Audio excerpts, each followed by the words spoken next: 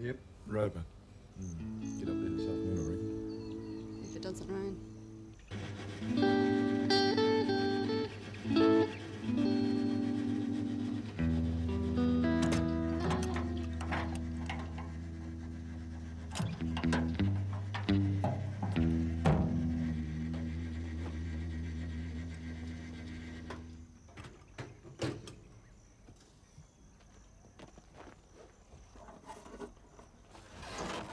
I guess the preparation for a trip is half the excitement.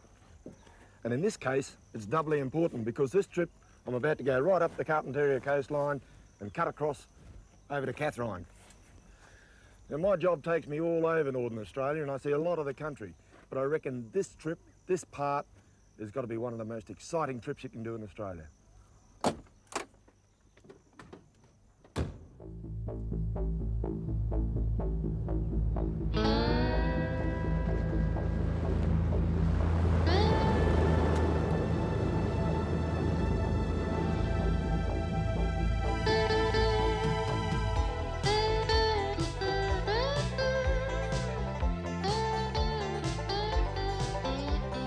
Out here, you're on your own. You can drive for days without seeing anyone else. Believe it or not, I'm a major in the Australian Army, and I reckon I've got one of the best jobs in the place. Moving right across the top half of Australia, learning how to survive up here, and discovering some of the secrets of bush tucker.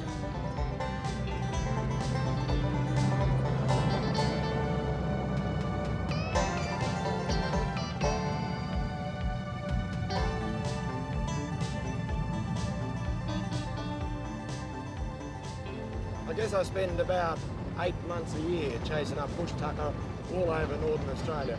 And the idea is, of course, that the Department of Defence, and particularly the Army, have got an interest in this sort of thing. Because if ever we have soldiers out in the paddock, they may need to know it. I get the information by visiting Aboriginal people and Aboriginal communities, and they feed back that local information that I don't have. And in this sort of country, you need all the help you can get.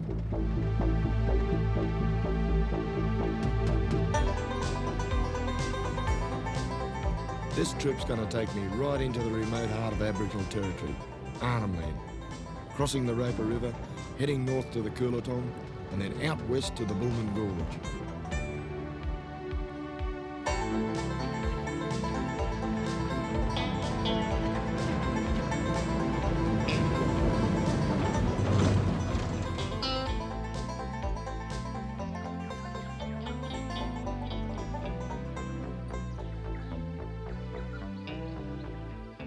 It's a real relief to arrive at the Roper River, a great place at the end of a long, dusty drive across from the Gulf. It's a perfect spot to take a break and knock up a bit of tucker.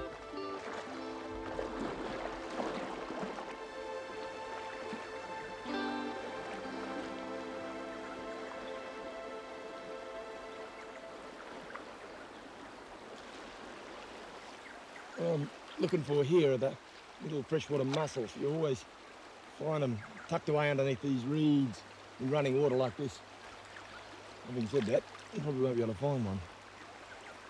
Yeah, there we go. There's one there. Oop, two. There you go. You can cook them up and boil them up and eat them. When you're poking around waterways like this, you've just got to be careful of crocodiles because they come sneaking up on you. I reckon the best trick is to get what you want and then clear out.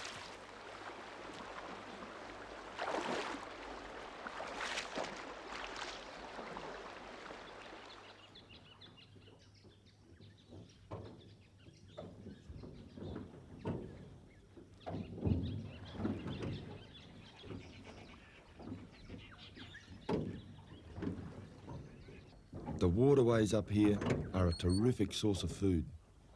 At different times of the year, there's barramundi and salmon and bream. There's also turtle and ducks and geese. So there's plenty to keep the crocs well fed. And a bit left over for me too.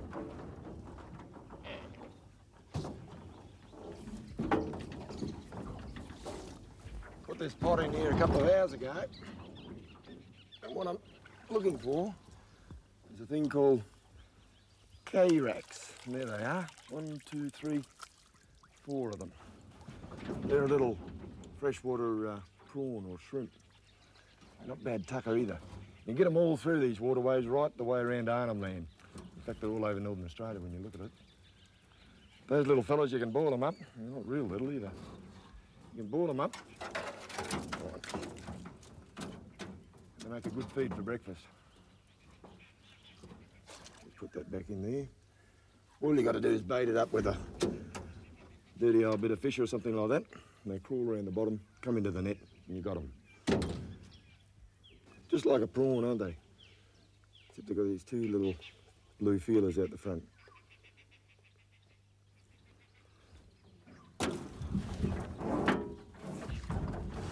The other pots.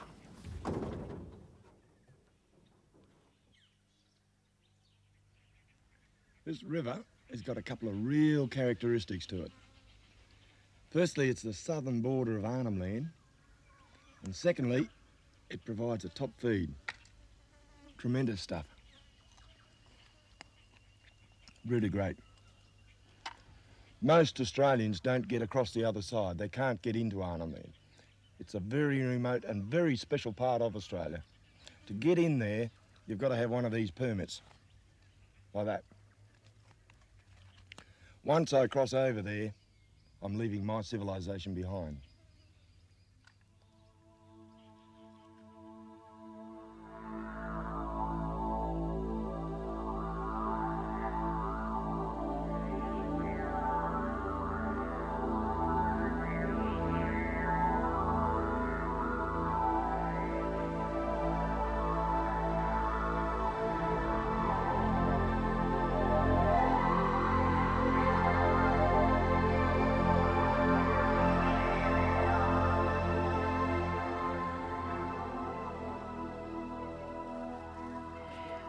Arnhem land is as close as you'll get to Aboriginal tradition. As recently as 50 years ago, these people lived entirely off this land. They had a balanced diet of hundreds of fruits, nuts and vegetables, as well as meat and fish. They don't rely on bush tucker anymore, but their botanical knowledge is still very detailed. And the way they gather their food can often be totally unexpected. Cut in this part.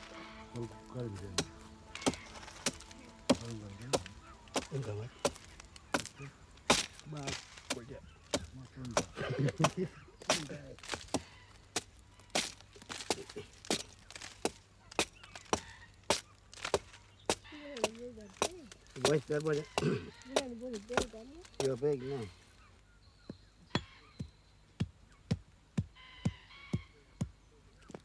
Bang him up that lot too, eh?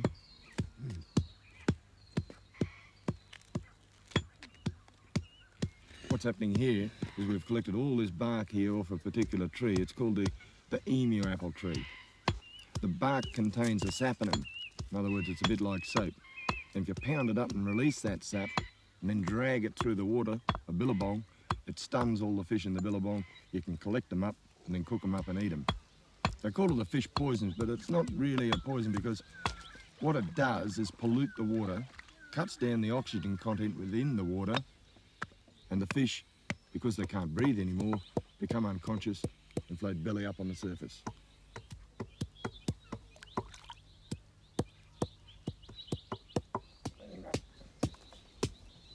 Get you?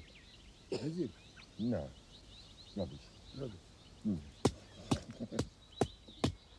Getting bush tucker is never easy. It's hard and dedicated work.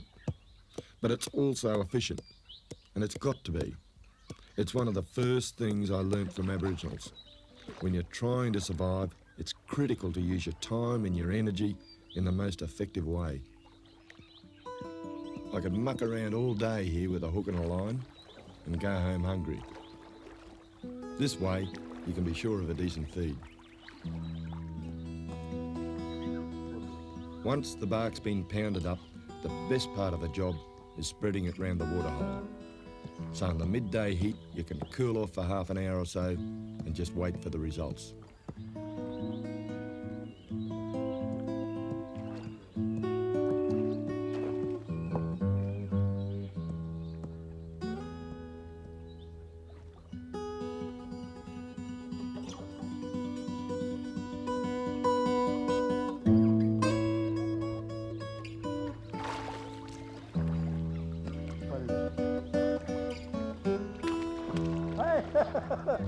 Well done. Woo!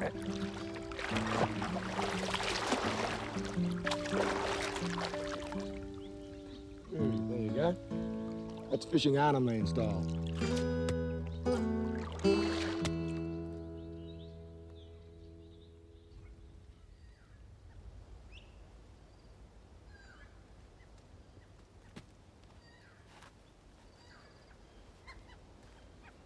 Aboriginal people have taught me a lot.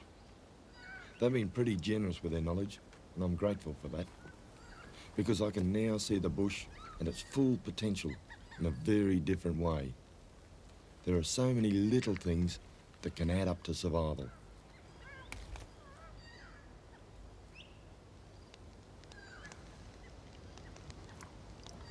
You know, it's really amazing that no matter where you find yourself out in the bush, you can always find something that'll help you survive. That's tremendous.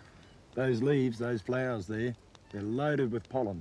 When you dunk them in your brew, they sweeten it up for you. In fact, they're off the melaleuca, the paper bark. And the bark off that tree can help you to start your fire, the tinder it is. And if you're out of tea, well, you can get the leaves themselves, crush them up, boil them up, and they're a bit of a tea substitute. Not much of one, but still they'll do the job. That's where it got its common name from in the first place, tea tree. There was a bloke came through here years ago, Leichhardt, travelled further up the creek that way, and went right through up into Port Essendon. And he used the countryside all the way along his journey, little tricks like this, and got him all the way through up there. Trouble is, a few years later, he went out in the desert country and no one's seen him ever since.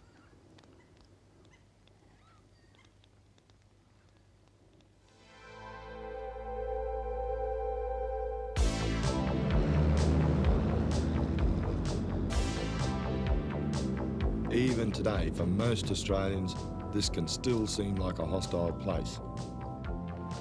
From here on, I'm on my own on this trip, and travelling through this country is a challenge at the best of times.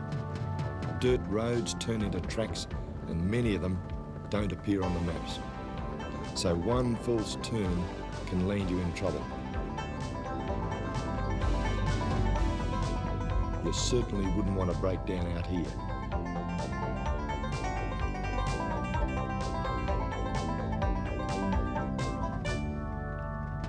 I'm now a day's drive into Arnhem Land and heading northeast to the coast, to a place called Waygibba.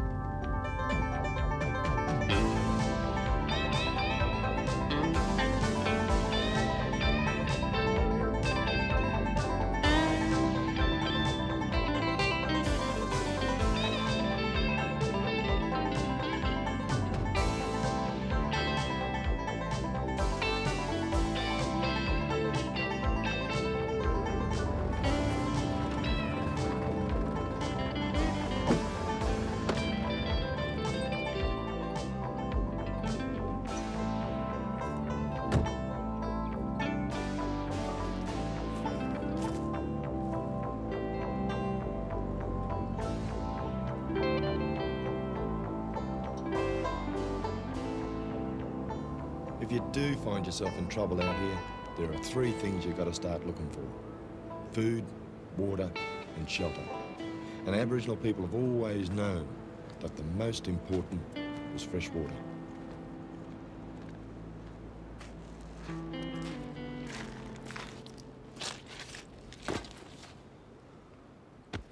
This is exactly the country I'm looking for, because those casarinas there indicate to me somewhere under the sand here we've got to have a bit of fresh water.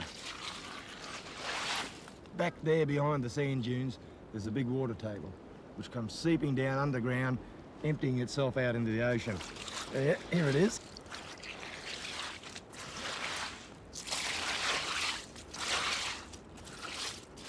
If my hunch is right, this should be fresh water. Just try him out. Bit muddy there for a minute. I'll just let him settle for a second.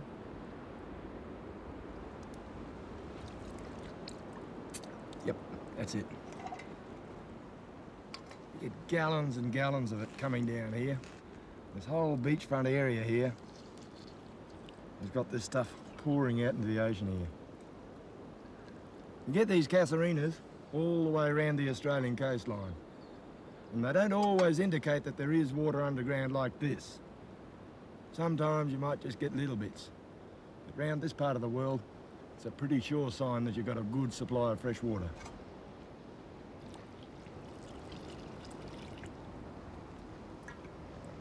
It'll be enough to keep me going for a bit.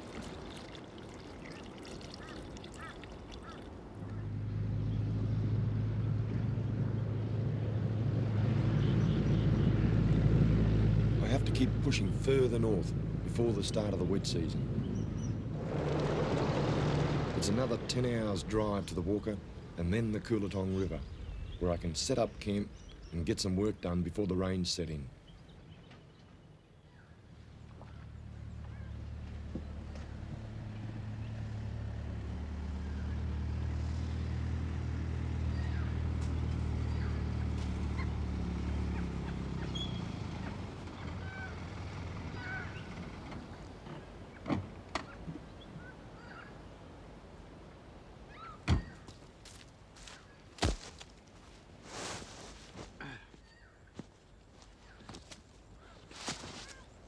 Of course, when you do an overnight camp, it's nice to do it near a bit of water like that. Can't always do it, but when you can get yourself a bit of water, you grab it. I keep my camps pretty simple.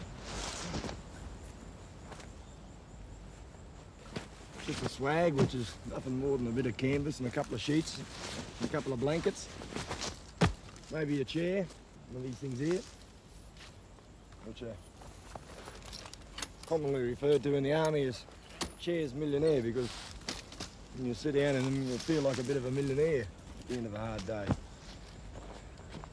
And the only other bit of luxury I've got is a mosquito net. And I'll tell you what, in some places up here you need it. Of course, it's not always the mosquitoes that are the main problem around the area. Around this part of the world as well, we've also got buffalo. If they come tromping through your camp in the middle of the night, they can give you a bit of a nasty surprise. There we go. When you set up your camp, you should always make sure there's no ants around the place too. Because that can be a bit of a problem in the middle of the night, particularly if it's raining, because they tend to come around and crawl on top of your bed and roost up with you for the night. I think I'll put my fire over there, out of the wind a bit, so the smoke doesn't blow through my camp.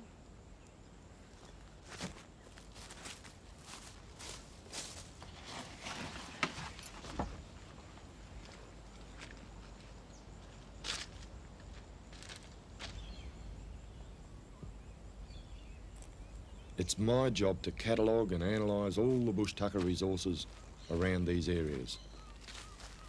And there's still an awful lot that we don't know about.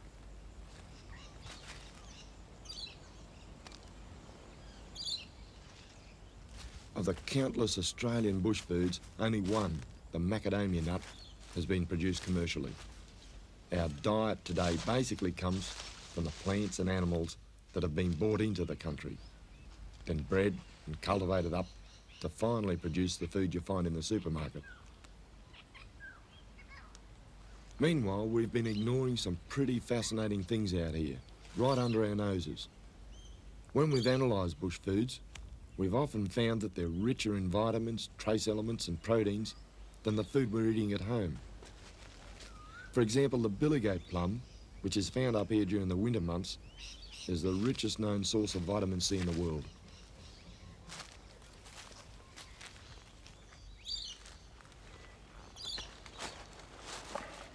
But you do have to be careful, because many Australian plants contain toxins. They can even be deadly. That's why I'm doing this work. In the future, army maps of these areas will include photographs and information about local bush tucker. So anyone who's caught in this country should have a better chance of survival. And all of us will know a bit more about what's out here.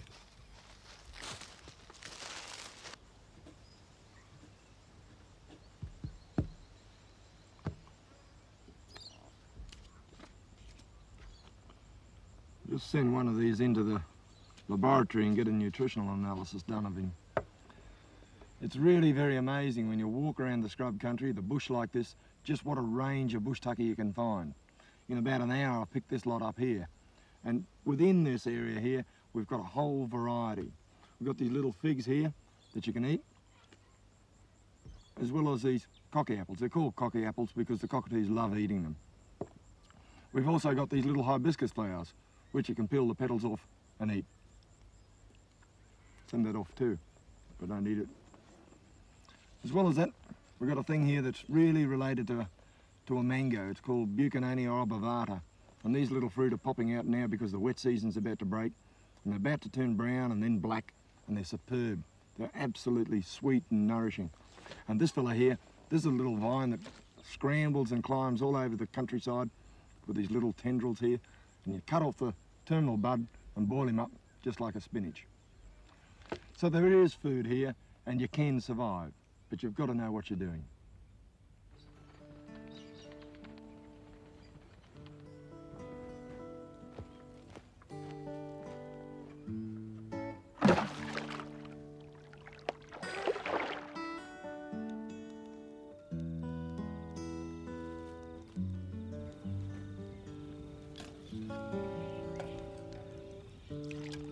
What I've seen so far on this trip is just a fraction of the bush tucker that's available across northern Australia.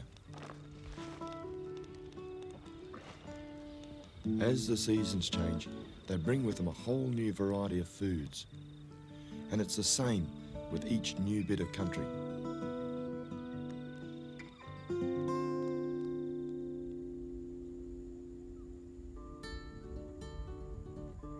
I'm about as far north as I can get, and it's time to head west, right across the middle of Arnhem land.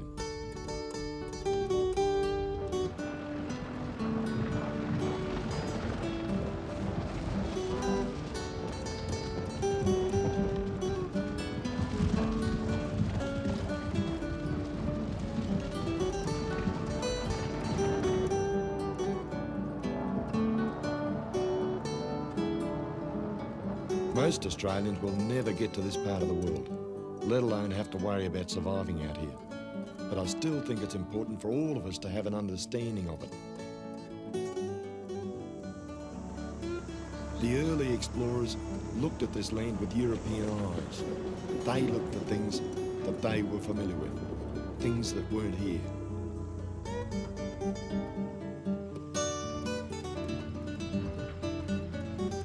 This country doesn't release its secrets very easily, and we're just starting to scratch the surface.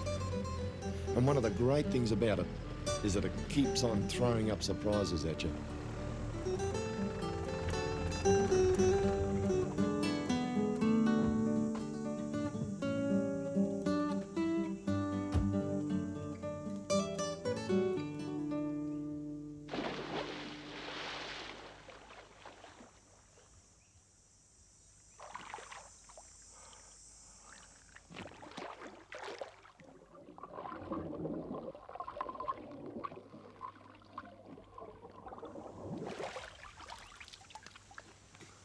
This is really very hard to cop.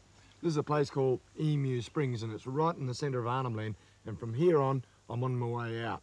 It's a superb little oasis, quite contrasting to the rest of the countryside. Right here, it's safe from crocodiles, but downstream a bit, crocodiles do live down there. In the middle of the day, I can't find a better spot to spend half an hour.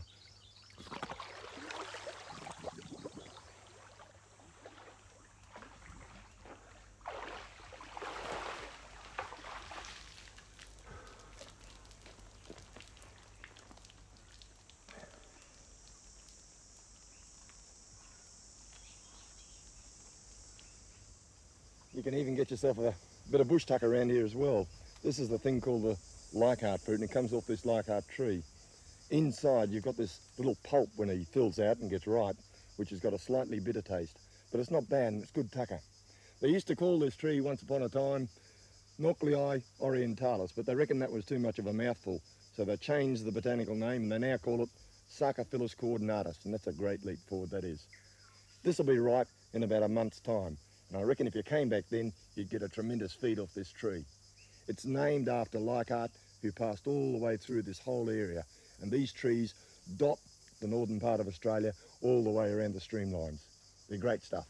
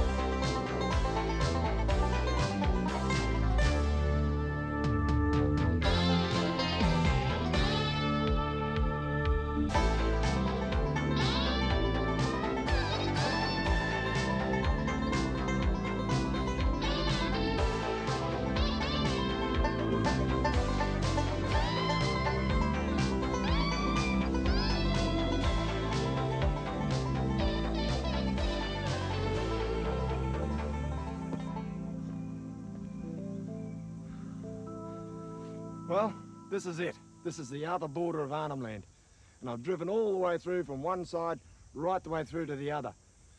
Looking at those storm clouds over there, I might have just done it in time, because that's the beginning of the wet season. And if you get caught in Arnhem Land in the wet, you're there for keeps. I reckon maybe another half day's drive and I'll be on the bitumen. Might be able to get myself a hot shower at the same time. And that's something the poor old Leichhardt wouldn't have been able to do. But some things about this country and this land just don't change. And the wilderness and the beauty and the attraction of the whole place remain exactly the same. And I reckon that's terrific.